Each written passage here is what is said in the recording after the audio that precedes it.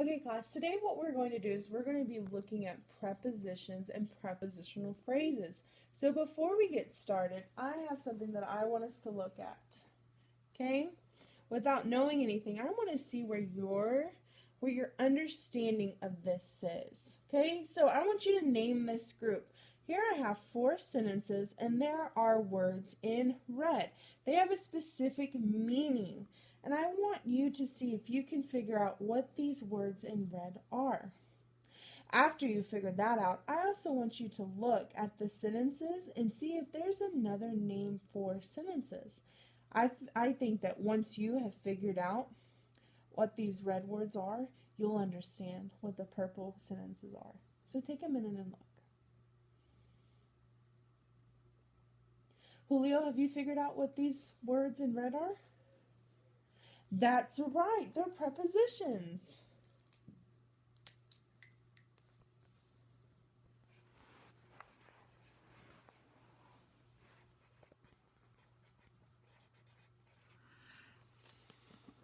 These are prepositions. Very good. Can someone else tell me now what another name for these sentences are? That's right, Amelia. These are phrases. So today, you have just figured out what our content and our language objectives are going to be about. We're going to learn more about prepositions and how they make a sentence form into a prepositional phrase. Very good. All right, so let's look at our content objectives. I can identify prepositional phrases. I can understand what a preposition is, and I can identify the prepositional phrase in a text. Let's look at our language objectives. I can discuss with my group members and teacher how to identify prepositional phrases in a mentor text and in a sentence. A fun way of saying a paragraph is mentor text. So we're going to be looking at a paragraph that I've created, and we're going to identify where the prepositions and the prepositional phrases are in that paragraph. So that's what we're going to do right now. I have a paragraph, and I know it looks really long, but as 4th graders, we see this very often. So for the first few sentences, I'm going to go through this, and I'm going to model it with you, and I'm going to show you my expectations, and also to get some feedback to see where you guys are in terms of understanding. Okay, I'll also read this aloud with you, so that way you'll be able to understand and get an idea of what you'll be doing as an activity of your own. Okay.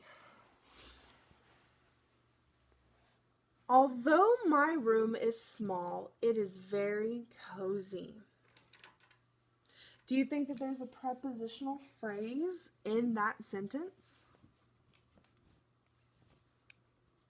Very good, there's not. Now, we're going to stop for a second. I know that you guys understand what prepositions are, and simple terms, they simplify what you're talking about. So if I said, in my room, I'm not talking about a specific bed, or I'm not talking about just any bedroom. I'm talking about something in my room. So that way, remember that when we're looking through this passage, y'all are understanding and looking and being specific about things that are in, about, within, keywords that you know that it's specifically talking about something special. Okay, so you've said that there are no prepositions or prepositional phrases in this first sentence. So let's look at this second sentence.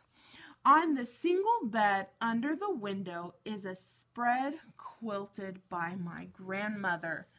A spread is another word for blanket.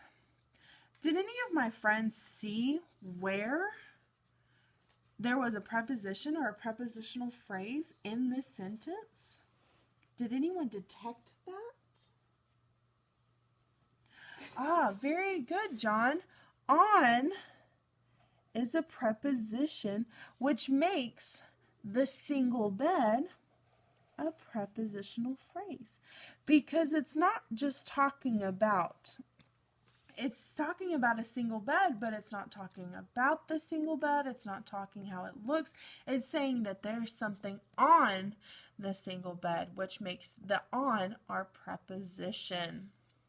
So when you're going through the rest of this, what I want you to do is I want you to label the preposition with a P and underline it, and I want you to label the prepositional phrase with a box and put PP for prepositional phrase.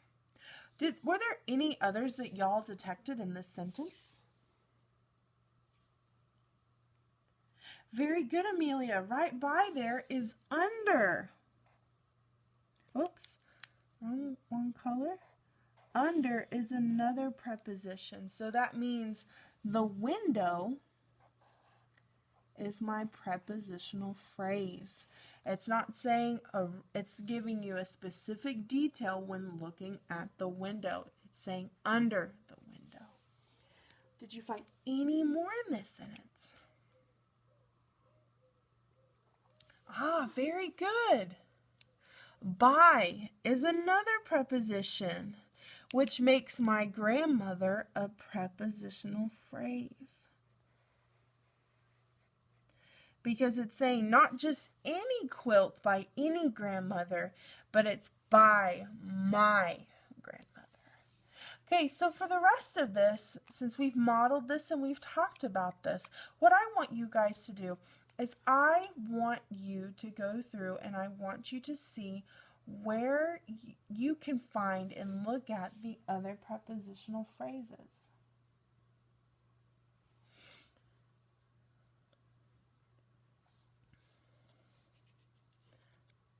Before we do that, I want us to look at one thing.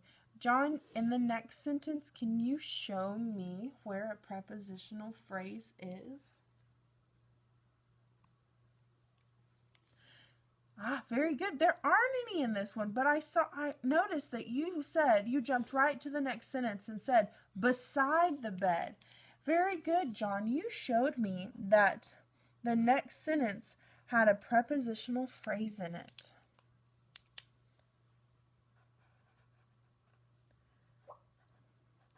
You notice that between this sentence and this sentence, that this was the one that had the prepositional phrase. Very good. All right, let's get started and see what you guys can come up with.